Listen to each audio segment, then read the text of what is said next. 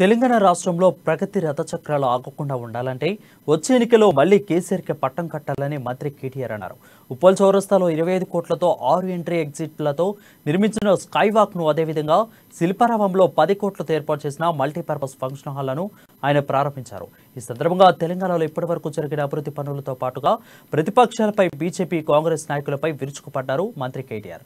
దశాబ్ది ఉత్సవాలు ఎందుకు చేసుకుంటున్నారని అడిగేవాళ్లు వాళ్ళ గుండెలపై చేయి వేసుకుని 9 ఏళ్ల క్రితం తెలంగాణ ఎలా ఉన్నది, ఇప్పుడు ఎలా ఉన్నది అనే విషయాన్ని ప్రశ్నించుకోవాలని సూచించారు. హైదరాబాద్ నగరంలో 70 కిలోమీటర్ల మేర మెట్రో ట్రైన్ వ్యవస్థను తీసుకువచ్చామని, రెండో విడతలో భాగంగా మరో 31 కిలోమీటర్ల మీద అంతర్జాతీయ విమానాశ్రయం వరకు మెట్రో ట్రైన్ పనులు ప్రారంభమయ్యాయని, ఇవి మరో 2.5 సంవత్సరాల్లో పూర్తవుతుందని తెలిపారు. కరెంటు లేక ఎంత కష్టం ఉండేనో మీరే యాడ్ చేసుకోండి. అప్పుడు ఆ రోజుల్లో కాంగ్రెస్ ప్రభుత్వం ఉన్నప్పుడు 9 ఏళ్ల కిందట సామాన్యుల ఇళ్ల ఎండాకాలం ఒక గంట సేపు మధ్యాహ్నం వంట చేసిన మా ఆడబిడ్డలు గాని, ఎవరైనా పెద్ద మనుషులు ఉంటే వాళ్ళు గాని ఒక అర్ధగంట ఒరుగుదాం, ఒక అర్ధగంట పంక కింద వండుకుందామంటే ఫ్యాన్ తిరిగే పరిస్థితి లేదు. ఇన్వర్టరో జనరేటరో పెట్టుకోకపోతే దిక్కు లేదు. ఆఖరికి చిన్న జిరాక్స్ సెంటర్ నడుపుకుందామన్నా, చిన్న జ్యూస్ స్టాల్ నడుపుకుందామన్నా ఇన్వర్టరో జనరేటరో పెట్టుకోకపోతే ఎప్పుడు కరెంట్ ఉంటుందో తెలియదు, ఎప్పుడు పోతుందో తెలియదు. అట్లాంటి పరిస్థితి నుంచి ఈరోజు కరెంట్ దగ్గర 99% మంచిగా, కానీ డిమాండ్ పెరుగుతా ఉన్నది.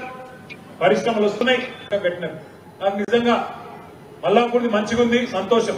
కానీ పీర్జాది కూడా పోయినప్పుడు, పతులు కూడా పోయినప్పుడు ఇంకా చాలా సంతోషమైంది.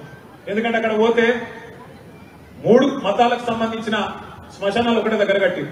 హిందువులు, ముస్లింలు, క్రిస్టియన్లు పక్క పక్క కట్టిరు, అలగలగ్ కట్టిరు, కానీ ఒకటే కాంపౌండ్ లో 6-7 ఎకరాలలో కట్టిరు. నేను అడిగిన ఒక దగ్గర ఎందుకు కట్టిరా అని అడిగినాడు. అడిగితే వాళ్ళు ఏమన్నారు, అడిగినా బతికినని రోజు కులం మతం అని కొడుకది వస్తూనే ఉన్నాం, సచ్చినకన్నా ఒక కాడ పడుంటామని కట్టుకున్నాం సార్ అని చెప్పేవాళ్ళు. అంటే నిజంగా కూడా అప్పుడప్పుడు సిగ్గనిపిస్తుంది.